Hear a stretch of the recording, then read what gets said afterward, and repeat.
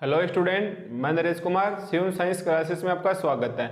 आज फिर से हम एमएससी परिवेश है जिसके अंदर लेक्चर 5 है, सेकंड यूनिट चल रही है और टॉपिक है हमारे पास एरिया ऑफ स्मॉल एलिमेंट। ठीक है, आज के हमारे पास क्या टॉपिक है? Area of small element. नाम से ही स्पष्ट है, बिल्कुल छोटा सा हमारे पास क्या होगा, एक एलिमेंट होगा। तो हमने माना कि ये कोई कारो है, ये कोई कारो है और आपस में काटते हैं, ये हमें एरिया निकालना है। ये हमें क्या करना है, इसका एरिया निकालना है और ये पॉइंट बहुत ही पास में है। आप चाहो तो इसको और छोटा देखना चाहो तो ये एरिया आप ही देख सकते हैं। ठीक है, तो एरिया ऑफ स्मॉल एलिमेंट के लिए पहले आप डायग्राम बनाना कि ये कर्व और फिर इसको ये कर्व काटता है और ये कर्व काटता है, तो ये हमारे पास क्या बन जाएगा, एक एरिया है। और ध्यान देना ये पॉइंट, इसके चारों ओर के पॉइंट होंगे P Q R S, point नाम देंगे P Q R and S। ये बहुत ही पास में है, ऐसे है P Q R and S। ठीक है, बट आपको दिखाने के लिए हम इसको थोड़ा सा डायग्राम को बड़ा बना लेते हैं। अब माना कि हमारे पास P पॉइंट के कोऑर्डिनेट क्या हैं? P तो है U इंटू V। P हमारे पास क्या है? U into V। तो ये एक्स एक्सिस के ऊपर है तो Q क्या हो जाएगा? U प्लस du और V रह जाएगा ऐसा का ऐसा, एक ही शेप पे है। फिर ऊपर की ओर देखो, U तो रह जाएगा कॉमन और ये क्या चला जाएगा? V plus dV and R क्या चला जाएगा? U के अंदर भी थोड़ी सी वर्दी du एंड V भी इंक्रीज V प्लस dV। ठीक है, तो हमारे पास एरिया ऑफ स्मॉल एलिमेंट, यानी अगर एक कर्व इस प्रकार से जा रहा है, एक कर्व इस प्रकार से, तो ये हम एरिया तब तक फाइंड नहीं कर सकते जब तक इसको दो कर्व और ना काटे। तो इसके कोऑर्डिनेट अगर u v है तो इसी एक्सिस के ऊपर u चेंज होगा du, v रहेगा कांस्टेंट। फिर इसके ऊपर जाएगा u, तो u रहेगा कांस्टेंट, v का हो जाएगा v प्लस dv और यहाँ दोनों change u plus du and v plus dv। ठीक है, अब आपको पता है एरिया क्या होता है? लेंथ इंटू बर्थ या लंबाई इंटू चौड़ाई। ठीक है, तो एक तो हमें क्या निकालना है इसके अंदर? लेंथ इंटू बर्थ, ये हमारे पास लेंथ और ये चौड़ाई। तो एक तो हमें निकालना है पी क्यू वेक्टर। तो अपन क्या बोलेंगे कि चूंकि P Q vector is equal to, यानी क्यू में से क्या जाएगा? पी, तो ये कितना आ जाएगा? R vector u plus du v minus r into u, minus r into ये u इंटू v है, ये u into v। Using Taylor theorem, अगर टेलर थ्योरम में लगाएंगे तो ये कितना हो जाएगा? r vector u into v plus ये हो जाएगा r1 वेक्टर du के सापेक्ष कितना हो जाएगा? r1 vector into du minus r vector u into v। तो ये तो आ जाएगा हमारे पास पी क्यू वेक्टर, कैंसिल हो गया। तो मेरे पास पी क्यू वेक्टर क्या आ गया? हमारे पास है r1 वेक्टर इंटू du। तो ये तो हमारे पास लेंथ हो गई। अब देखो ये वाला PS, क्योंकि PS इज इक्वल टू, यानी u plus r vector u v plus dv minus p, यानी r vector u into v, R vector u into v. इसके अंदर टेलर थ्योरम लगेंगे तो ये कितना आ जाएगा? आर वेक्टर, देखो पहले तो u कोमा v, फिर प्लस आर वेक्टर v है तो v के लिए क्या लगेगा? 2dv। किसके लिए क्या लगेगा? r2 dv और माइनस ये हमारे पास है सिमिलरली, प्रीवियस लेक्चर के अंदर बताया था टेलर थ्योरम की वजह से ये ऐसे आ जाएगा। चलो इसको करो कैंसिल। तो मेरे पास प्रॉपरली PS वेक्टर कितना आ गया? r2 vector into dv। ठीक है, तो हम लिखेंगे कि so area of element, so area of element, so area of element P Q R S is कितना हो जाएगा भाई? P Q vector cross P S vector, कितना हो जाएगा हमारे पास है? लंबाई इंटू चौड़ाई और एरिया का क्या आ जाएगा? मैग्नीट्यूड। क्या जाएगा हमारे पास है? P Q vector cross P S vector का मैग्नीट्यूड। क्या है हमारे पास? पी क्यू की value r1 vector into D r1 vector into du plus r2 vector into dv plus r1 vector into dv। ठीक है, सॉरी ये पी क्यू है और ये पी एस है, क्या आ जाएगा? Cross product. और आपको पता है du कॉन्स्टेंट है, स्केलर का काम करेगा, इसको हम लेंगे बाहर du इंटू dv। अब आप बता सकते हो कि R1 क्रॉस R2 का मैग्नीट्यूड किससे डिनोट करते थे हम पिछले वाले लेक्चर में, कैपिटल H से du इंटू dv। तो ये हमारे पास आंसर आ गया कि area of a small element, topic आ गया हमारे पास है एरिया ऑफ स्मॉल एलिमेंट। तो इसका आंसर कितना हो जाएगा, capital H du into dv। ध्यान रखना भाई, capital H du into dv। ठीक है, ये एक छोटा सा टॉपिक था, लिखो इसे।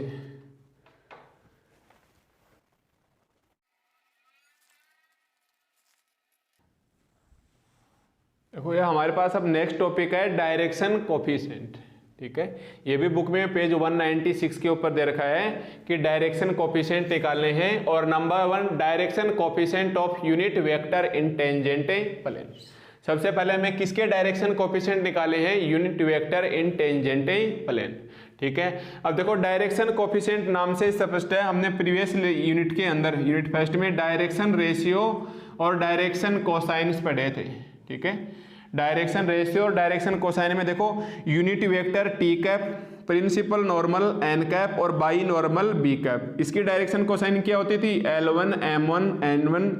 इसकी डायरेक्शन कोसाइन कितनी होती थी, L2 M2 N2 और इसकी बाई नॉर्मल की L3 M3 एंड N3। ठीक है, ये हमारे पास क्या होता था डायरेक्शन कोसाइन की, सॉरी ये यूनिट फंडामेंटल यूनिट वेक्टर्स थे और फंडामेंटल यूनिट वेक्टर की डायरेक्शन कोसाइन।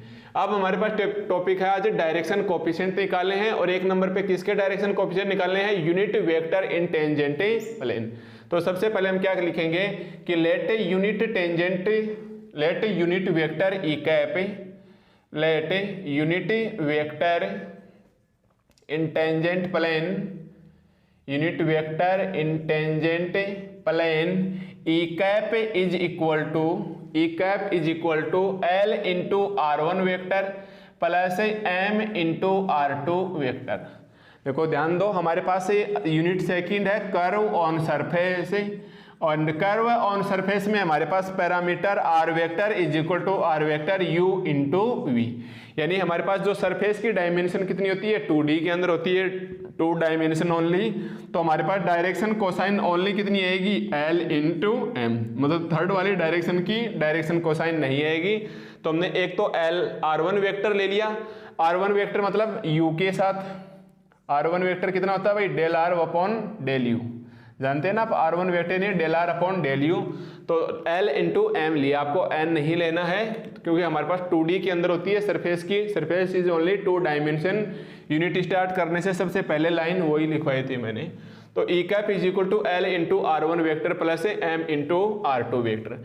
अगर मैं इस ई कैप का होल स्क्वायर करूं तो इसका भी होल स्क्वायर होगा कि नहीं, क्या होगा भाई, L स्क्वायर R1 वेक्टर का whole square plus 2LM R1 vector into R2 vector plus M square R2 स्क्वायर plus M square R2 vector का होल स्क्वायर। देखो यही होगा क्या, ई कैप का होल स्क्वायर। अब आप खुद ही बताइए, ई कैप का होल स्क्वायर यानी हमारे पास क्या आ जाएगा 1, ये हमारे पास क्या आ जाएगा 1 into L square. R1 square को हम क्या लिखते हैं, capital E plus 2LM R1 R2 को आप क्या बोलते हैं, F फर्स्ट फंडामेंटल थ्योरम से, and M square R2 square को हम क्या बोलते हैं, G।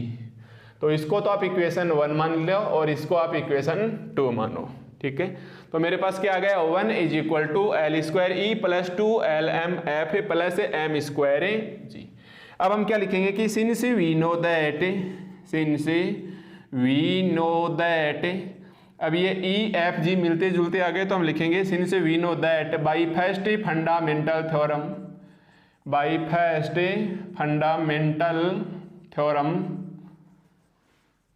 Since we know that by first fundamental theorem क्या बोलती है हमारे पास है कि DS2 इज इक्वल टू, ऐसे होता है first is equal to DS2, और यस डायरेक्ट ऐसे भी लिख सकते हैं कि since we know that by metric on surface DS2 is equal to E du2 plus 2F du dv plus G dv square, E du2 plus 2F du dv plus G into dv का whole square.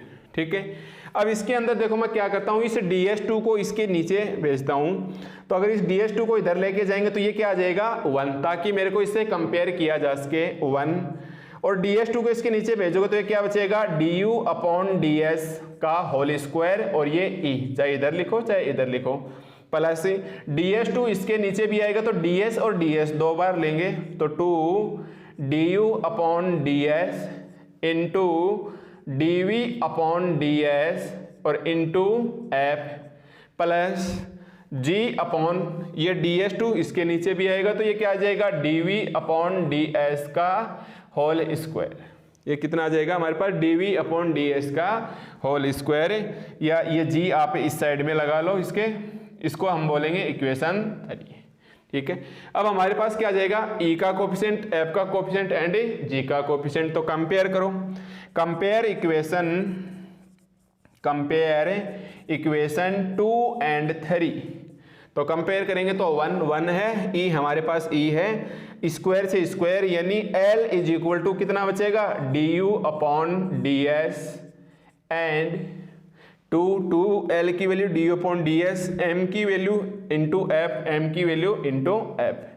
ठीक है, and m हमारे पास कितना आ जाएगा dv upon ds, m की value हमारे पास कितनी आ जाएगी dv अपॉन ds। तो एक तो हमारे पास l आ गया, l is equal to du upon ds and m is equal to dv upon ds, और यही हमारे पास क्या आ गए direction coefficient l into m। ठीक है, तो ये एक टॉपिक था हमारे पास डायरेक्शन कोफिशिएंट, जिसके अंदर हमने सबसे पहले निकाला direction coefficient of unit vector in tangent plane. Okay, अब लिखो इसको सेकंड नंबर पे।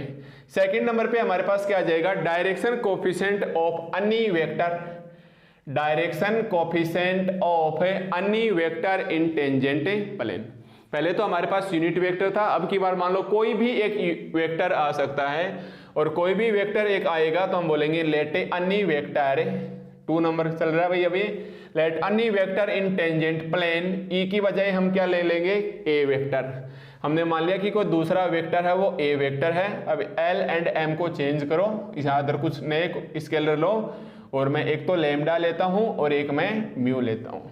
ठीक है, एक मैं लेमडा r1 वेक्टर प्लस एक म्यू r2 वेक्टर। अब मैं नीचे से एक बार हटा लेता हूँ इसको। अब देखो हमारे पास हमने मान लिया कि एनी वेक्टर ए वेक्टर है और lambda r1 vector plus mu into r2 vector है। ठीक है, अभी देखो हमने क्या निकाला है कि चूंकि unit tangent vector E cap है, क्या मैं ई कैप को ऐसे लिख सकता हूँ ए वेक्टर अपॉन मैग्नीट्यूड ए, क्योंकि कोई भी वेक्टर होता है जैसे बी वेक्टर है और उसका मैग्नीट्यूड ये हमेशा क्या कहलाता है कैप लग के आ जाएगा, बी कैप लिखो, ये इसको ऐसे बोलो ये यूनिट वेक्टर कहलाता है। ठीक है, तो जरूरी नहीं है कि आप इसे ए कैप से डिनोट करो, आप इसे स्मॉल ई भी दे सकते हो, क्योंकि ए वेक्टर अपॉन मैग्नीट्यूड ए, यानी हमारे पास इस ए का क्या निकालना होगा मैग्नीट्यूड। तो इस ए का मैग्नीट्यूड हमारे पास कितना आ जाएगा रूट के अंदर, मैग्नीट्यूड का मतलब कितना रूट के अंदर इसका square lambda square r1 vector का whole square plus 2 lambda mu r1 vector into r2 vector plus mu square r2 vector का होल स्क्वायर। ठीक है, ये हमारे पास अपने आप ही किसका मतलब होता है मैग्नीट्यूड का मीन्स होता है। अब हम क्या करेंगे, इसको लिख सकते हैं हम कि r1 वेक्टर स्क्वायर क्या बन गया e बन गया, और r1 व r2 f बन गए एंड r2 स्क्वायर e बन गया। तो ये मेरे पास आ जाएगा ए vector is equal to root के अंदर E lambda square plus 2f, ये बन गया f है lambda into mu plus G mu square. ठीक है, ये क्या बन गया जी म्यू स्क्वायर। तो हम लिखेंगे कि now E cap and E cap का मतलब ए वेक्टर अपॉन इसका मैग्नीट्यूड, एंड ए वेक्टर का मीन्स हमारे पास क्या है lambda into r1 vector plus mu into r2 vector upon इसका क्या आ जाएगा मैग्नीट्यूड। मैग्नीट्यूड कितना है इसका E lambda square plus 2f lambda into mu plus G into mu square. ठीक है, अब इसको आप अलग अलग कर ले, अलग अलग करेंगे तो हमारे पास क्या आएगा E cap lambda upon root के अंदर E into lambda square plus 2f lambda into mu plus G into mu square, ये तो आ गया लेमडा, इसके नीचे आ गया into r1 vector plus mu upon root के अंदर सेम वैल्यू आ जाएगी E lambda square plus 2f lambda into mu plus G into mu square, और इसके इंटू में क्या है r2 वेक्टर, इसके इंटू में हमारे पास क्या है r2 वेक्टर। ठीक है, अब हम क्या लिखेंगे कि सिंस वी नो दैट, अब आपको ऐसे लिखना है कि since we know that direction coefficient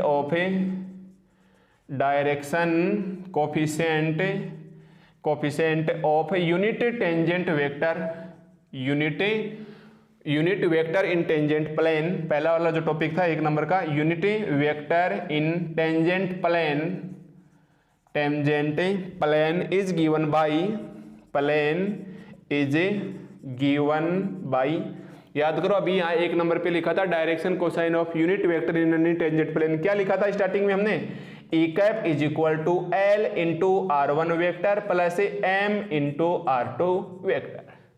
ठीक है, तो कंपेयर करो, ई कैप है, r1 की जगह r2, तो ये तो आ गया हमारे पास l एंड ये आ गया हमारे पास m, हम बोल सकते हैं so L is equal to L कितना आ जाएगा हमारे पास है लेमडा अपॉन रूट के अंदर E lambda square plus 2f lambda into mu plus G mu square, and m क्या आ जाएगा हमारे पास है म्यू अपॉन, और यही same value e into lambda square plus 2f lambda into mu plus G into mu square. ठीक है, और ये हमारे पास बोल देंगे so lambda and mu are called direction ratio, so lambda and mu are non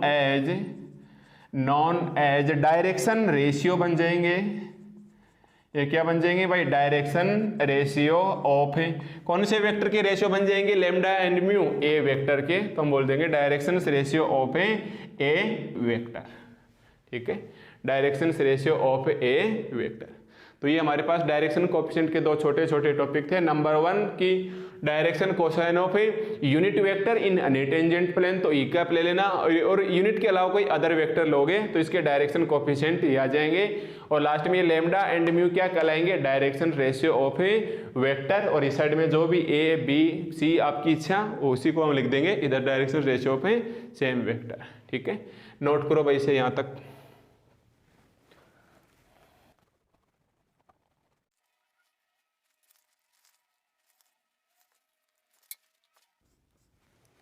देखो अब हमारे पास नेक्स्ट टॉपिक है जेपीएच की बुक में पेज 198 के ऊपर कि एंगल बिटवीन पैरामेट्रिक कर्व।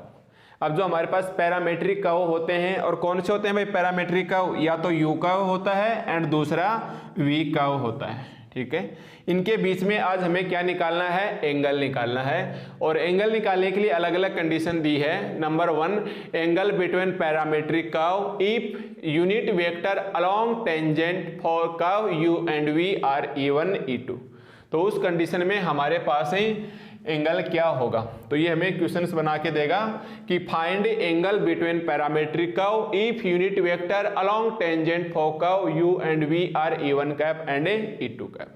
ठीक है, तो सबसे पहले आप क्या लिखोगे कि यही लाइन को, इसी लाइन को फिर से रिपीट करोगे कि if unit vector along tangent for curve u and v are e1 cap and e2 cap then cos theta, और cos थीटा का मतलब उन दोनों के बीच में e1 और e2 के बीच में क्या आ जाएगा डॉट प्रोडक्ट, cos थीटा, और cos थीटा का मतलब e1 कैप एंड क्या आ जाएगा e2 कैप। अब आप क्या लिखोगे कि since we know that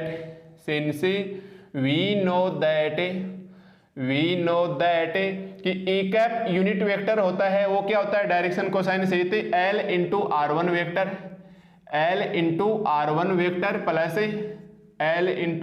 vector plus m into r2 vector. So direction के कोसाइन होंगे या रेशियो होंगे, तो हम बोलेंगे सो डायरेक्शन कोसाइन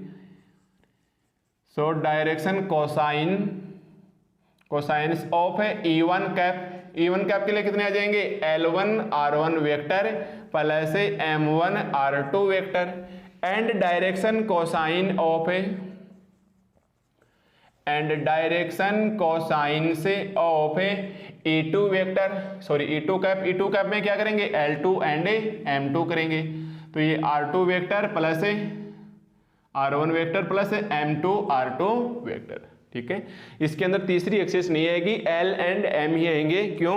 क्योंकि R vector is equal to R vector U into V, क्योंकि यूनिट का नाम ही क्या है, कर्व ऑन सरफेस, और सरफेस ऑलवेज क्या होती है, सरफेस है 2 डायमेंशंस होती है 2D के अंदर। तो एक तो हमारे पास L आएगा, एक है M आएगा। तो हमने यहाँ E1 एंड E2 लिया है, तो L1 M1 एंड E2 लिया है, तो हमने क्या कर दिया L2 एंड M2। अब निकालो। So cos theta is equal to, so cos theta is equal to, so cos theta is equal to E1 cap dot E2 cap. E1 cap की वैल्यू कितनी आ जाएगी, L1 R1 vector plus M1 R2 vector dot L2 R1 vector plus M2 R2 vector, L1 R1 vector plus L2 R2 vector. अब इसका cross product करो, cross product करें तो L1 L2 R1 square, L1 L2 R1 square plus L1 M2 plus L1 M2 R1 R2 plus M1 L2 plus M1 L2 R2 R1 plus M1 M2 plus M1 M2 R2 vector का whole square. ये इसको एक बार और लिखना चाहो तो आप लिख सकते हो cos theta is equal to L1 L2 R1 vector square, L1 M2 plus M1 L2 common ले लो, क्योंकि R1 R2 लिखो या R2 R1 लिखो, डॉट प्रोडक्ट के लिए कोई फर्क नहीं पड़ता है, and M1 M2 into R vector का होल स्क्वायर, ठीक है। अब देखो R1 वेक्टर स्क्वायर को हम क्या बोलेंगे, कैपिटल E, फर्स्ट फंडामेंटल से E आ जाएगा, plus L1 M2 plus M1 L2। बताइए R1 R2 क्या आ जाएगा हमारे पास है F है, प्लस M1 M2 ये क्या आ जाएगा R2 स्क्वायर हमारे पास है G, ठीक है। R2 स्क्वायर हमारे पास क्या आ जाएगा, G आ जाएगा। तो ये तो आ गया मेरे पास है cos theta.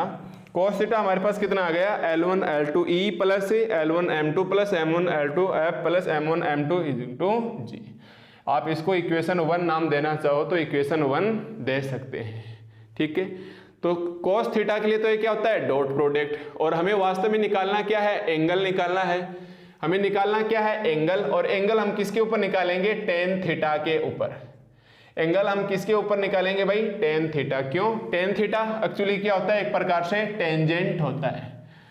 tan theta actually क्या होता है, टेंजेंट होता है। देखो अगर आपको शायद आपको पता है ये वाली बात है जो मैं लिखना चाह रहा हूँ, एक होता है साइन, एक होता है कोसाइन, एक होता है टेंजेंट, एक होता है टेंजेंट। ये एक्चुअली साइन और इसको एंगल बोलते हैं थीटा, कोसाइन को बोलते हैं कोस थीटा, टेंजेंट को बोलते हैं टेन थीटा, और हिंदी मीडियम वालों ज्या, कोज्या एंड स्पेस ज्या, ठीक है। बट अब हेबिट डाल लो, साइन कोसाइन एंड टेंजेंट बोलना है। टेंजेंट की वजह से हमें क्या निकालना है, टेन थीटा, और आप जानते हैं टेन थीटा हमारे पास क्या होता है, sine theta upon cos theta. Tan theta हमारे पास क्या होता है, sine theta upon cos theta. तो एक तो ये हमने निकाल लिया कोस थीटा, ठीक है, एक तो ये हमने क्या निकाल लिया कोस थीटा। अब हम क्या निकालेंगे, साइन थीटा। अब हम क्या निकालेंगे यहां से भाई, साइन थीटा। तो देखो हमारे पास साइन थीटा क्या आ जाएगा, हमारे पास साइन थीटा क्या आ जाएगा, इसके अंदर क्रॉस प्रोडक्ट आ जाएगा, ठीक है। साइन एंड नाउ इसके आगे लिखेंगे and sine theta. Sine theta actually हमारे पास क्या होता है, E1 cap cross E2 cap. Sine theta हमारे पास क्या होता है, actually E1 cap cross E2 cap, और ये मैग्नीट्यूड के अंदर आएगा, और ये मेरे पास किसके अंदर आएगा भाई, मैग्नीट्यूड के अंदर आएगा। अब आप सोचो मैग्नीट्यूड के अंदर क्यों आएगा, क्योंकि आप जानते हो कोई भी दो वेक्टर होते हैं जैसे A क्रॉस B, ये एक्चुअली क्या होता है, determinant A magnitude A magnitude B sine theta into N cap, और जैसे ही आप इसका इस साइड में मैग्नीट्यूड लेते हैं तो ये कितना आ जाएगा, डिटर्मिनेट A डिटर्मिनेट B, या magnitude A magnitude B sine theta. इधर मैग्नीट्यूड लेते ही हट जाता है, तो साइन थीटा के लिए क्या बचेगा, ये इसके नीचे आ जाएगा। तो आप ये बात यहां लिख लेना कि and sine theta is equal to, and sine theta is equal to, और ये क्या आ जाएगा, मोड के अंदर R1 vector cross R2 vector, क्योंकि R1 एंड R2 चल रहे हैं ना हमारे पास, upon magnitude R1 into magnitude R2, और आप इसको लिख सकते हो E1 क्रॉस E2 का मैग्नीट्यूड। ठीक है, आप इसको लिख सकते हो E1 क्रॉस E2 का मैग्नीट्यूड।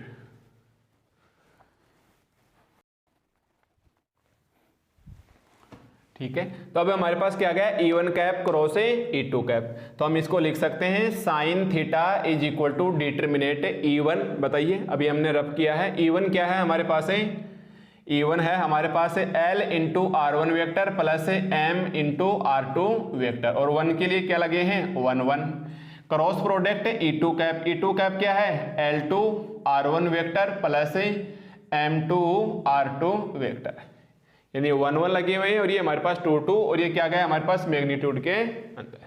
ठीक है, अब इसका क्रॉस प्रोडक्ट करो तो हमारे पास है साइन थीटा कितना आ जाएगा, मैग्नीट्यूड के अंदर ही होगा, R1 क्रॉस R1 0, मैं बहुत सारे लेक्चर में बता चुका हूं, अब बताने की जरूरत नहीं है। R1 cross R1 0, R1 cross R2, तो ये क्या बचेगा L1 इंटू M2, और ये बचेगा R1 vector cross R2 vector plus M1 L2 plus M1 L2 R2 cross R1, R2 cross R1 plus R2 cross R2 0, हम लिखेंगे सिन से R1 vector cross R2, R1 cross R1 is equal to 0, और R2 cross R2 is equal to 0।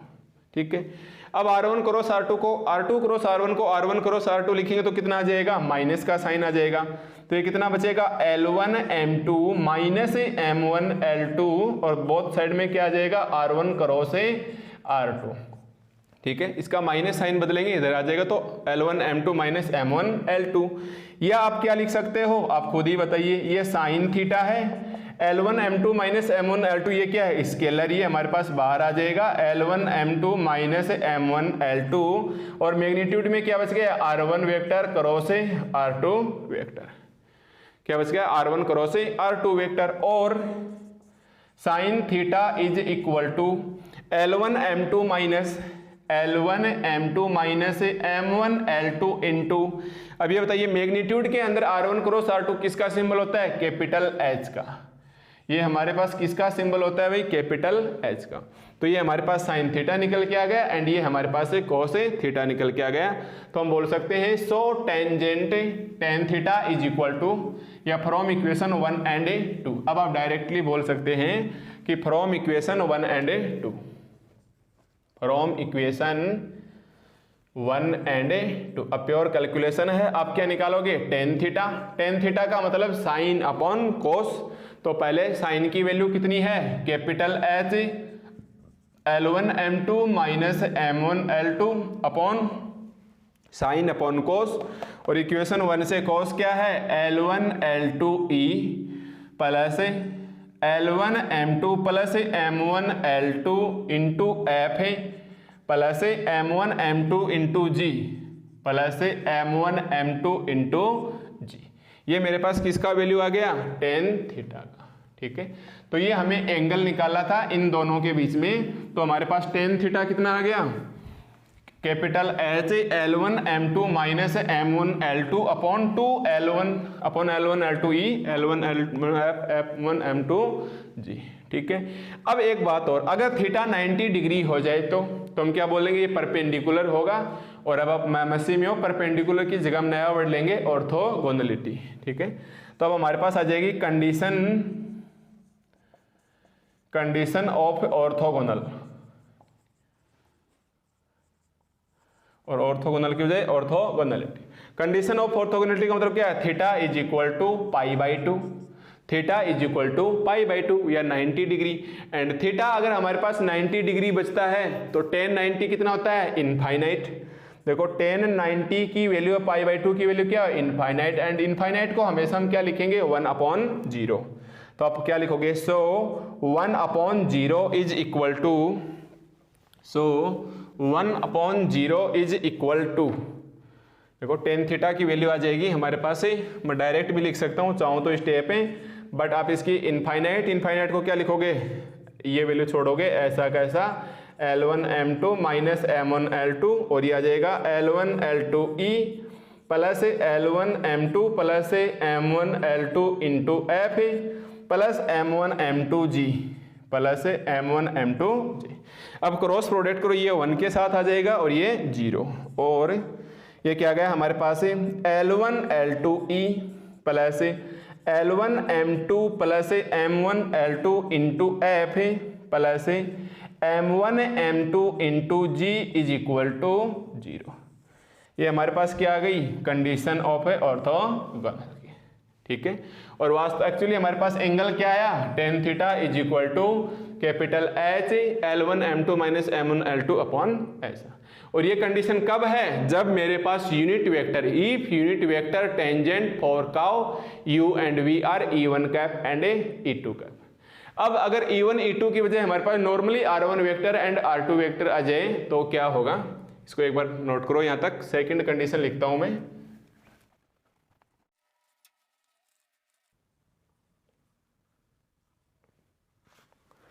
देखो अब हमारे पास second condition है, क्या कह रही है सेकंड कंडीशन की, इफ एंगल बिटवीन, एग्जाम में क्वेश्चन कैसे आएगा, फाइंड एंगल बिटवीन पैरामीट्रिक काओ if angle between tangential vector R1 and R2 if theta is angle between R1 vector and R2, ठीक है। तो आप एग्जाम में कैसे लिखोगे कि angle between tangential vector R1 and R2 if theta is angle between R1 R2 then cos theta. सबसे पहले क्या निकालोगे, एक्चुअली अपन को निकालना क्या, टेंजेंशियल यानी tan थीटा। tan थीटा निकालने के लिए एक तो हम क्या निकालेंगे cos थीटा एंड एक हम क्या निकालेंगे sin थीटा, फिर sin अपॉन cos करके हम क्या ले आएंगे tan। और अब की बार हमारे पास आज वेक्टर क्या है, R1 vector and R2 vector. It means cos theta कितना आ जाएगा, R1 vector dot R2। cos theta हमारे पास कितना आ जाएगा, R1 वेक्टर डॉट R2 और अपॉन में R1 का मैग्नीट्यूड इंटू R2 का मैग्नीट्यूड, इंटू में R2 का मैग्नीट्यूड। क्योंकि नॉर्मल सी बात है, हमारे पास दो वेक्टर का डॉट प्रोडक्ट क्या होता है भाई, R1 डॉट R2 कितना होता है, R1 का मैग्नीट्यूड R2 का मैग्नीट्यूड इंटू cos थीटा। या cos थीटा की जरूरत है तो इसे यहाँ पे नीचे ले आओ। और अगर इसी का मैं क्रॉस प्रोडक्ट करना चाहूँ R1 क्रॉस R2 तो ये कितना आ जाएगा, R1 का मैग्नीट्यूड R2 का magnitude sine theta into N cap. इसके लिए डायरेक्शन आती है और डायरेक्शन हटाओगे तो इसका क्या लगाना होगा, मैग्नीट्यूड। तो इसका मैग्नीट्यूड लगेंगे तो कितना आ जाएगा, R1 क्रॉस R2 और ये R1 का मैग्नीट्यूड R2 का मैग्नीट्यूड इंटू साइन थीटा। तो साइन थीटा निकालेंगे तो ये आ जाएगा। तो हम बोल सकते हैं cos theta is equal to ये and sine theta is equal to कितना आ जाएगा मेरे पास, magnitude R1 vector cross R2 vector upon sine theta निकालेंगे तो ये आ जाएंगे इनके नीचे R1 वेक्टर का मैग्नीट्यूड इंटू R2 वेक्टर का मैग्नीट्यूड, ठीक है। अब आप जानते हैं फर्स्ट फंडामेंटल थ्योरम से ये मेरे पास क्या बनेगा, cos theta is equal to R1 dot R2 क्या होता है, F होता है। देखो R1 डॉट R2 क्या होता है, F and R1 cross R2 का मैग्नीट्यूड क्या होता है, कैपिटल H। ये हमारे पास क्या होता है, कैपिटल H। तो ये मेरे पास क्या आ गया, साइन थीटा। अगर मैं इसे इक्वेशन A मानूं, इसे इक्वेशन B मानूं तो from equation A and B आप समझ ही गए होंगे टेन थीटा क्या आएगा, from equation A and B tan theta. Tan theta यानी साइन अपॉन कोस, इस साइन के अंदर कोस का भाग दें, देखो सेकंड से fourth term cancel, H upon F क्या आ जाएगा हमारे पास है, कैपिटल H अपॉन F। और ये हमारे पास है एंगल बिटवीन पैरामीटर, ये बिटवीन का साइन है भाई बीच के अंदर मध्य, tan theta is equal to H upon F कब आएगा, if angle between R1 vector and R2 if theta between है R1 क्रॉस R2, ठीक है।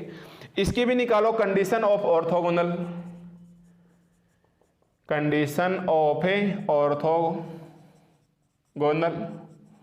और ऑर्थोगोनलिटी कर दो। कंडीशन ऑफ ऑर्थोगोनलिटी यानी theta is equal to pi by 2। So अगर टेन थीटा पाई बाई 2 होगा तो ये कितना हो जाएगा, tan pi by 2 is equal to H by F, या इसको हम लिखेंगे 1/0 H by F. Cross product करेंगे तो ये कितना आ जाएगा, और F इज इक्वल टू 0। यानी अगर हमारे पास coefficient F is equal to 0 आता है, इसका मतलब ये क्या है, कंडीशन ऑफ ऑर्थोगोनलिटी, ठीक है। तो ये हमारे पास एंगल बिटवीन पैरामीटर का सेकंड टाइप था कि इफ एंगल का एग्जाम में पूछेगा कि angle between tangential vector r1 and r2 if theta is angle between r1 and r2। सोचो अगर यहाँ कुछ और दे दे तो। अब देखो इसका थर्ड टाइप और लिखा लेंगे, इसका उतारिए यहाँ तक एक बार। At point P, at point A, ठीक है। अब की बार हमारे पास बता रहा है कि जो कर्व होंगे इसके बाद कोई भी दो वेक्टर होंगे। पहले वाले में तो क्या था, यूनिट टेंजेंट वेक्टर, तो हमने एक तो E1 कैप लिया और एक है E2 कैप लिया। तो हमने मान लो ऐसे लिया कि ये तो E1 कैप है और ये E2 कैप है, इनके बीच में हमने एंगल थीटा मान के चले थे। सेकेंड कंडीशन थी angle between R1 and R2, तो ये कितने आ गए थे, R1 एंड R2, ये वाली कंडीशन आ गई। अब की बार क्या करा है, एंगल बिटवीन एनी वेक्टर एट पॉइंट P। तो सबसे पहले तो कोई भी दो वेक्टर मानो, तो हम क्या लिखेंगे कि let A vector and B vector, let A vector and B vector be any two vector, be any two वेक्टर एट point P, at point P। हमने क्या लिख लिया कि let A vector and B vector in any vector in tangent plane लिख लो, क्योंकि सारी कहानी किसकी चल रही है, टेंजेंट प्लेन की, इन टेंजेंट प्लेन कि let A vector and B vector are any to vector in tangent plane. So अगर टेंजेंट प्लेन में है तो डायरेक्शन कोसाइन क्या हो जाएंगे इसकी, ratio, so direction ratio of A vector and B vector will be, मान लो एक के डायरेक्शन कोसाइन क्या है, रेशियो क्या है, λ1 μ1 एंड सेकंड के λ2 μ2, ठीक है। एक तो हम लेंगे λ1 μ1 एंड λ2 μ2। बताइए देन ए वेक्टर हमारे पास क्या हो जाएगा, λ1 r1 vector plus μ1 r2 vector, and B हमारे पास क्या हो जाएगा, एंड बी वेक्टर हमारे पास क्या हो जाएगा, λ2 r1 vector plus μ2 r2 vector. ये हमारे पास क्या हो जाएगा, μ2 r2 वेक्टर। जैसे थोड़ी देर पहले हमने टॉपिक किया था ना direction cosine of any tangent plane, तो वही डायरेक्शन कोसाइन्स वाला टॉपिक है। डायरेक्शन रेशियो λ1 μ1 एंड λ2 μ2 होंगे, तो ये हमारे पास ए वेक्टर आ गया एंड ये हमारे पास बी वेक्टर आ गया। यानी अब की बार हमारे पास क्या आ गया, एक वेक्टर तो आ गया ए एंड ए वेक्टर आ गया बी, इनके बीच में एंगल क्या है, थीटा। तो आप पहले क्या निकालोगे, A vector dot B vector, ये magnitude A magnitude B into cos theta, और इसके लिए साइन के लिए क्या निकालोगे, इनका क्रॉस, क्रॉस कितना आ जाएगा, A B sine theta N cap, और एन कैप हटाएंगे तो इसका क्या लगाना होगा, मैग्नीट्यूड, ठीक है। एन कैप हटाएंगे तो इसका क्या लगाना होगा, मैग्नीट्यूड। यानी आपको कोस थीटा चाहिए तब तो आप ऐसा करोगे भाई, A vector dot B vector upon A and B, and आपको साइन थीटा चाहिए तो आप क्या करोगे, A vector cross B vector upon A and B, A and B, ठीक है।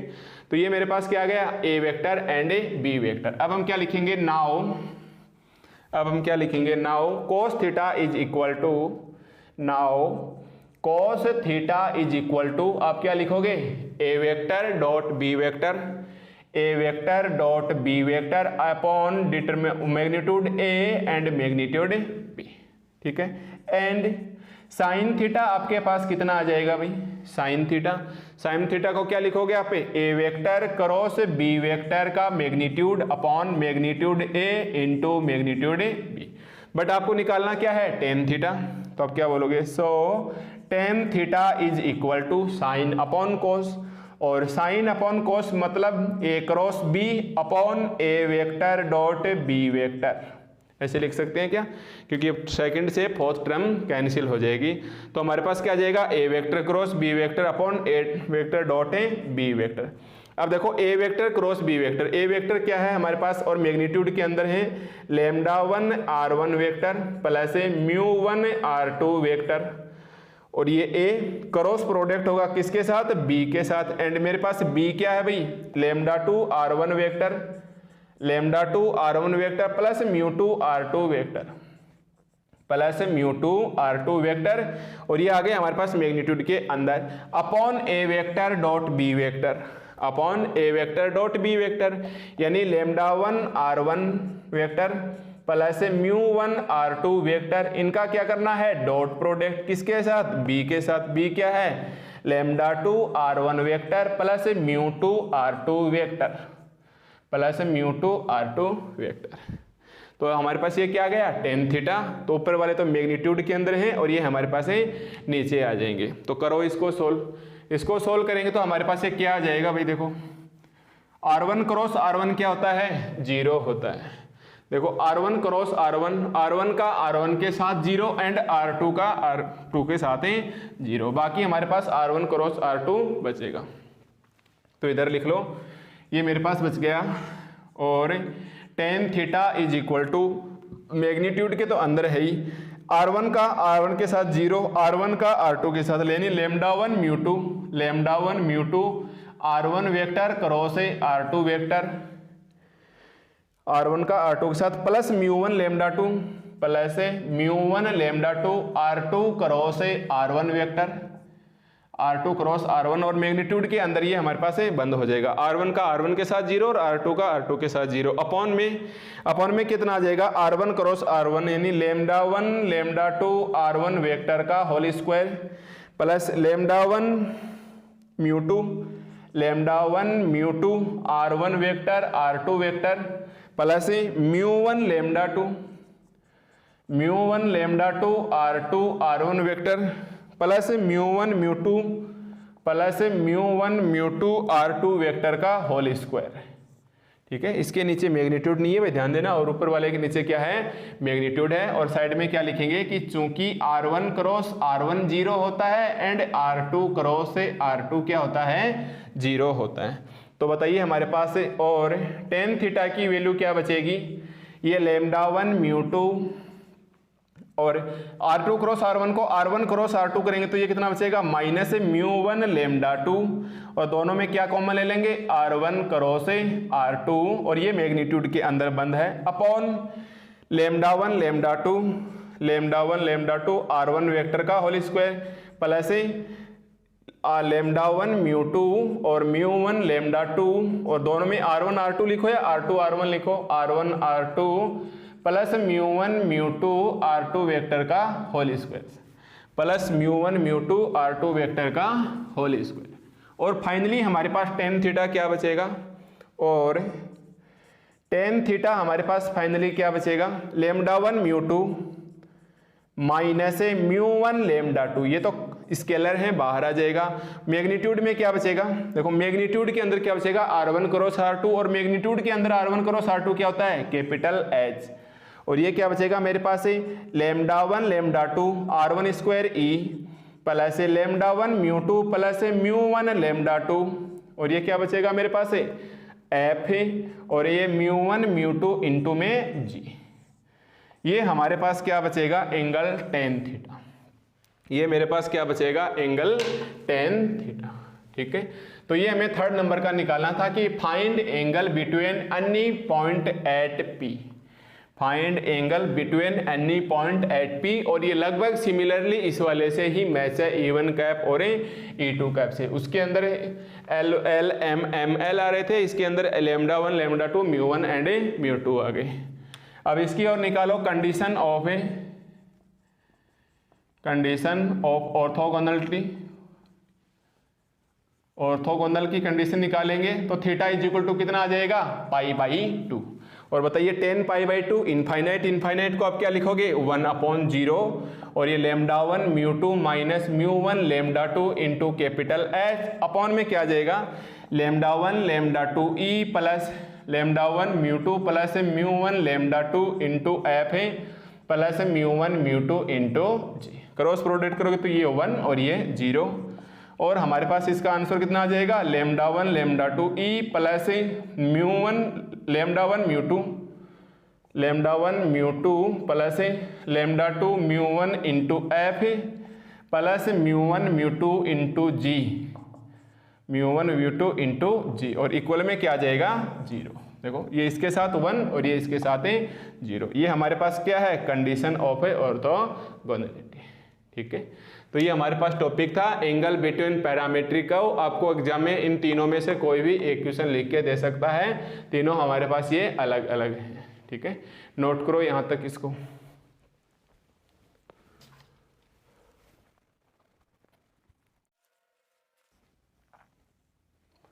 देखो अब हमारे पास नेक्स्ट टॉपिक है फैमिली ऑफ ए कर्व। ठीक है, फैमिली ऑफ कर्व के लिए आप एक पिक्चर देखो स्क्रीन के ऊपर, आप इस ऐसा का ऐसा आपको लिखना है सेम टू सेम कि फैमिली ऑफ कर्व क्या कहता है कि सिंस इक्वेशन ऑफ सरफेस क्या होती है, R vector is equal to R vector U into V, U V are parameters, then phi U V C, phi U into V is equal to C. तो equation of family of curve for differentials values of C we get family of a curve. ठीक है, तो यही हमारे पास क्या कहलाएगा, families of a curve. तो ये हमारे पास फैमिली ऑफ ए कर्व। अब आगे है डिफरेंशियल इक्वेशंस। नेक्स्ट टॉपिक क्या है, डिफरेंशियल से equation, differential equation of a family of curve, differential equation of a family of a curve. और फैमिली ऑफ कर्व को कैसे याद रखोगे, R vector is equal to R vector U into V. ठीक है, आर वेक्टर लगा लो या फिर ऐसे बोल सकते हो कि phi U into V is equal to constant. तो ये हमारे पास फैमिली ऑफ कर्व हो जाएगी। एग्जाम में क्वेश्चन कैसे आएगा, डिफरेंशियल से डिफरेंटिबिलिटी इक्वेशन से of a family of a curve. तो सबसे पहले क्या लिखेंगे कि since we know that, since we know that equations of a families of curve, equation of a family of a curve. और हमारे पास फैमिली ऑफ कर्व क्या बचेगी, phi U into V, phi U into V is equal to constant. ठीक है, phi U into V is equal to constant. अब इसका क्या करना है, डिफरेंशिएशन। तो हम लिखेंगे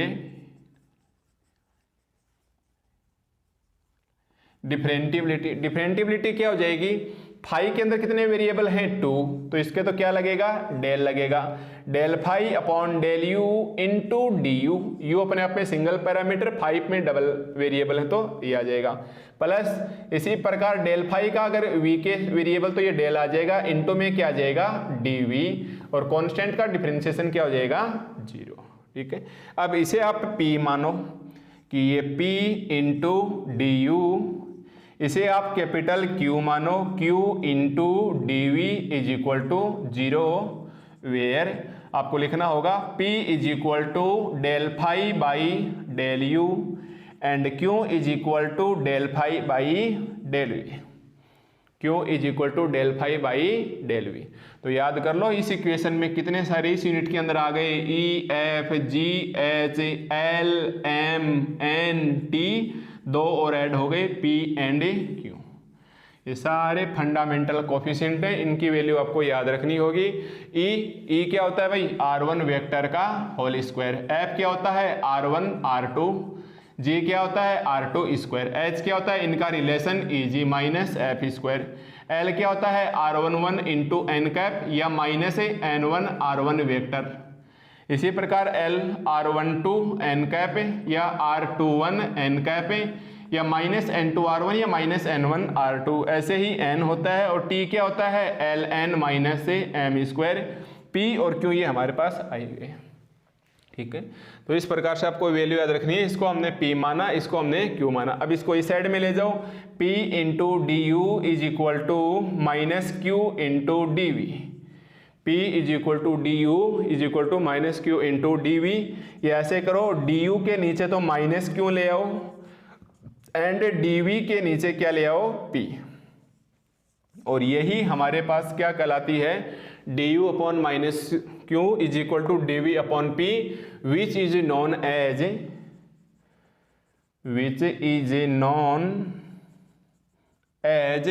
differential equations of a family of curves. यही हमारे पास क्या कहलाती है, differential equations of a families of a curve. और साथ साथ एक बात और लिख लेना, नोट लगा के, नोट हियर क्या है हमारे पास, एक तो माइनस Q एंड एक कैपिटल P।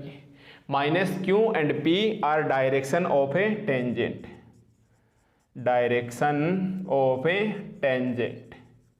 ये हमारे पास डायरेक्शन है उस टेंजेंट की कि डी यू के नीचे तो क्या गया माइनस क्यू और इसके नीचे पी। अगर ये चाहो तो ये माइनस साइड उठा के आप इधर रख सकते हो, इससे कोई फर्क नहीं पड़ेगा। ठीक है, तो ये था हमारे पास माइनस क्यू एंड पी, लिखो इसे। अब देखो नेक्स्ट टॉपिक,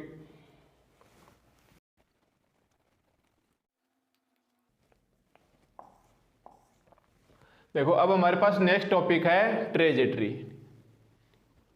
नेक्स्ट टॉपिक हमारे पास क्या है, ट्रेजेक्टरी। देखो ट्रेजेक्टरी हमारे पास क्या होता है कि बहुत सारे कर्व और फैमिली होती हैं, जैसे ये भी कर्व है, ये भी कर्व है, ये भी कर्व है, और ये आपस में कोई रिलेशन के ऊपर है, कर्व ऑफ ए फैमिली। ठीक है, ये हमारे पास क्या है, कर्व ऑफ ए फैमिली। अब अगर कोई एक ऐसा कर्व हो जो हर एक फैमिली को एक निश्चित एंगल के ऊपर, हर एक फैमिली को एक निश्चित एंगल के ऊपर, चाहे वो 1 डिग्री से लेके 360 डिग्री तक, कितने भी एंगल का हो सकता है, 60, 65 जो भी, बट जो भी एंगल हो ऐसे नहीं हो कि जैसे इसको 30 डिग्री पे काटा, इसको 60 डिग्री पे काटता है। अगर ऐसा रूल्स हो कि कर्व ऑफ फैमिली को कोई ऐसा कर्व है जो एक निश्चित एंगल के ऊपर काटे, फिक्स एंगल के ऊपर कट करे एवरी फैमिली के पार्ट्स को, हर एक मेंबर को, तो वो हमारे पास क्या कहलाती है, ट्रेजेक्टरी कहलाती है। तो हम क्या कहलाते हैं, ट्रेजेक्टरी कुछ भी नहीं है, ये एक प्रकार से क्या है, स्पेशल कर्व है ट्रेजेक्टरी। तो इसकी डेफिनेशन हम क्या लिखेंगे ट्रेजेक्टरी की, कि trajectory is a curve, trajectory is a curve. Trajectory हमारे पास एक कर्व है which cut every member, which cuts every member of the family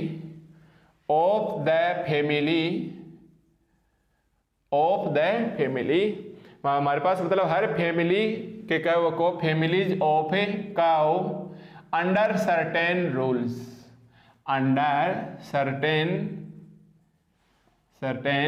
rules, ठीक है। जो हिंदी मीडियम वाले हैं वो समझ सकते हैं कि सर्टेन होता है निश्चित, फिक्स या स्थायी। एक निस्थाई रूल्स के अंदर अगर एक कर्व ऑफ फैमिली के एवरी मेंबर को काटता है तो वो कर्व ही क्या कहलाता है, ट्रेजेक्टरी कहलाता है। मतलब जो स्पेशल कर्व है हमारे पास, एक ये स्पेशल कर्व है, इसी को क्या नाम दे दिया गया, ट्रेजेक्टरी। तो ट्रेजेक्टरी कुछ नया वर्ड नहीं है, ये एक कर्व का ही क्या है, कि नया नेम है। तो एक्चुअली हमारे पास डेफिनेशन क्या हो जाएगी ट्रेजेक्टरी की, कि ट्रेजेक्टरी हमारे पास एक ऐसा कर्व है which cut every member of family of curve under certain rules. ठीक है, अब देखो नोट लगा के इसके अंदर दो छोटे छोटे पॉइंट लिखेंगे कि number 1, if trajectory cut every member, if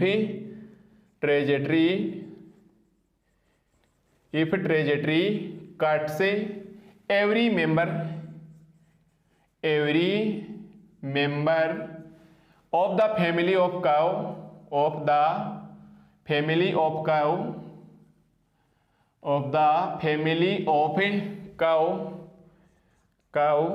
at angle alpha,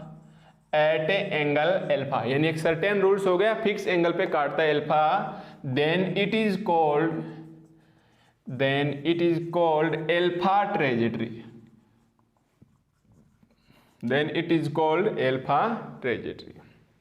ठीक है।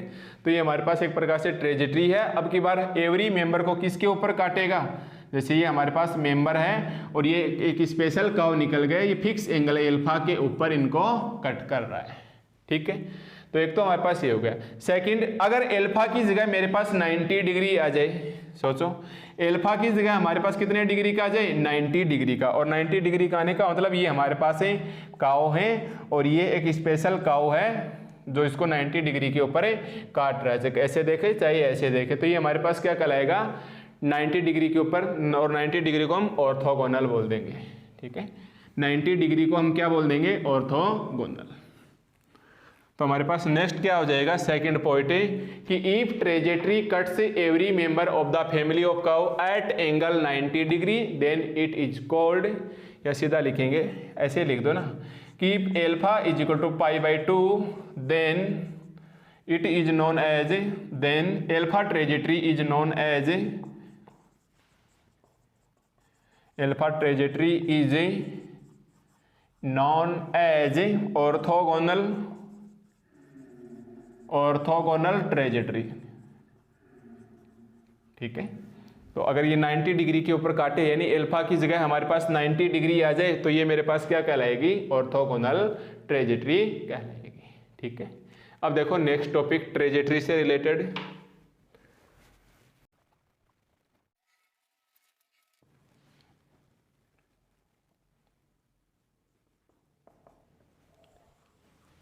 अब देखो हमारे पास नेक्स्ट एंगल क्या आ गया, orthogonal equation, differential equations of orthogonal trajectory.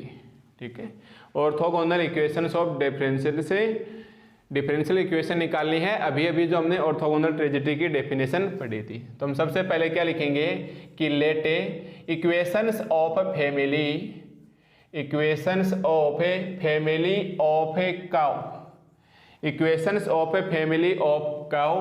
बताओ क्या है equations of family of curve, phi U into V is equal to constant,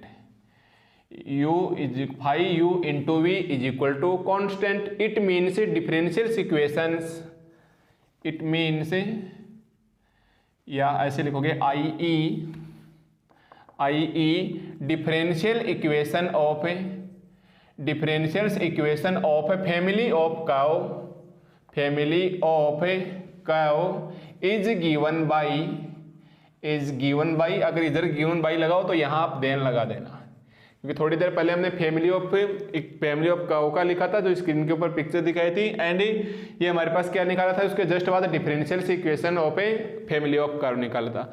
तो अगर family phi U V is equal to constant है तो differential equation of family of curve क्या होगी, याद करो, डी यू के नीचे minus Q and D V के नीचे P, where P is equal to, अगर लिखना चाहो तो लिख सकते हो, याद नहीं है तो रहने देना, सीधा छोड़ देना, del phi by del U and Q is equal to del phi by del V.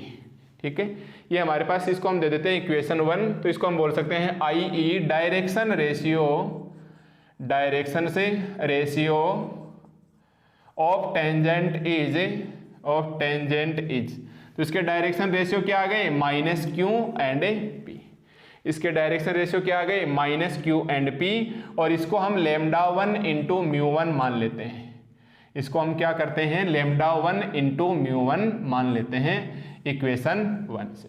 ठीक है, अब हमें क्या निकालनी है, differential equations of orthogonal trajectory.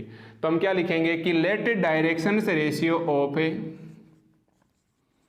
Let direction से ratio of orthogonal trajectory, let direction से रेशियो ऑफ ऑर्थोगोनल, ये ऑर्थोगोनल ट्रेजेक्टरी,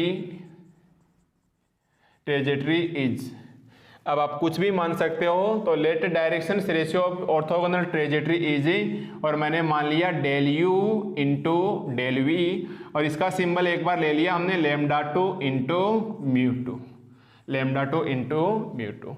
अब अगर इसके अंदर ऑर्थोगोनल आ रहा है तो हम क्या लिखेंगे कि since we know that, since we know that condition of, condition of orthogonality,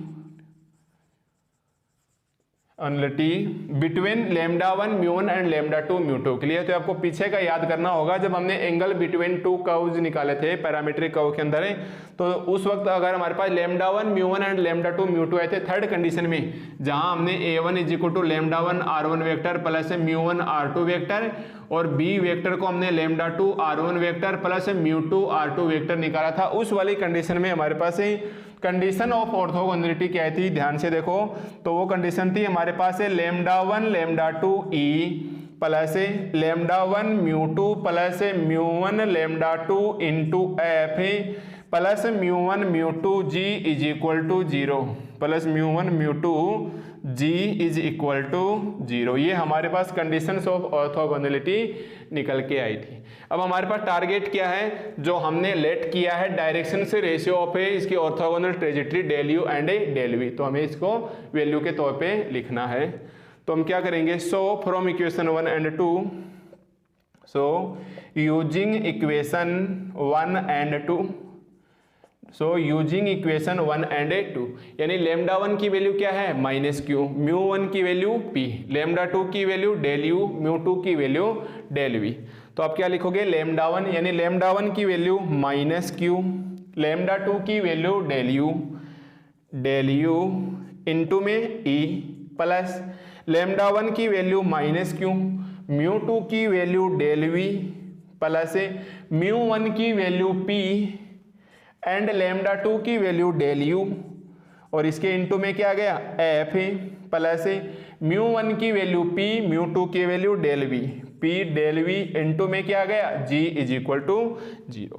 या इसको ऐसे लिख सकते हैं हम minus E Q into del U, और ये क्या बचेगा minus F Q into del V plus P F into del U और plus P G into del V is equal to 0, plus P G into del V is equal to 0।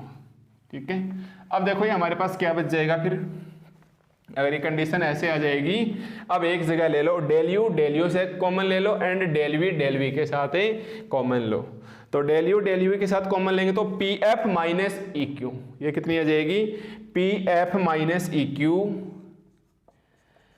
P F minus E Q in del U, P F minus E Q in del U, दोनों step आ गई, और del V लेंगे तो P G minus F Q, P G minus F Q into del V और is equal to 0, is equal to 0। और यही हमारे पास इक्वेशन किस नाम से जानी जाएगी, which is required equation of A, which is required equations of A orthogonal trajectory, which is required equations of A orthogonal trajectory. ठीक है, तो ये हमारे पास एक टॉपिक था, एक डिफरेंशियल ट्रेजेक्टरी निकाली, फिर हमने alpha trajectory and orthogonal trajectory, फिर हमने differential equations of orthogonal trajectory. और ट्रेजेक्टरी हमारे पास कुछ भी नहीं है, एक स्पेशल टाइप का कर्व है जो किसी भी कर्व की फैमिली ऑफ मेंबर को, एवरी मेंबर को एक सर्टेन रूल्स के तहत उसको काटता है या एक फिक्स एंगल के ऊपर उसको काटता है। ठीक है, तो ये हमारे पास यूनिट सेकंड के थ्योरम थी, यानी टॉपिक्स थे और उसके सॉल्यूशंस थे। अब हम नेक्स्ट लेक्चर में आपको क्वेश्चन से या कुछ एग्जाम्पल लेके आएंगे, क्योंकि लगभग हर ये 5 लेक्चर हो चुके, थ्योरी चल रही है। तो यहाँ तक ये ई एफ जी पी और क्यू, अब 2 नए वर्ड और जुड़ गए, पी क्या कहलाएगा del F by del U and Q कहलाएगा del phi by del V. और ध्यान रखना ये जो del phi by del U है, इसमें फाई अपने आप में क्या है यू इंटू वी है। ठीक है, तो अब मिलते हैं नेक्स्ट लेक्चर 6 के